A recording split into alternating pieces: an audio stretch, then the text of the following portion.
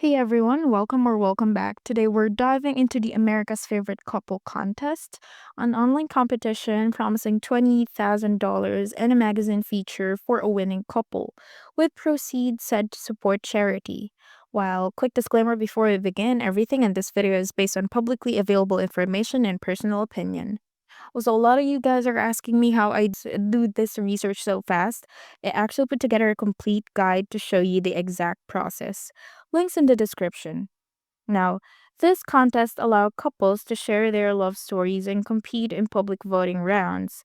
It's free to enter, and voting can be done either daily for free or by purchasing additional votes. Weekly eliminations lead to a final winner who takes home a crazy cash prize and media exposure. The contest claims to support charitable causes and highlights the emotional impact of participant stories. However, winning largely depends on the number of votes gathered, whether through outreach or purchases. Many online commenters says it's not technically a scam, but the outcome favored those who spend the most on votes or have a large following willing to vote for them.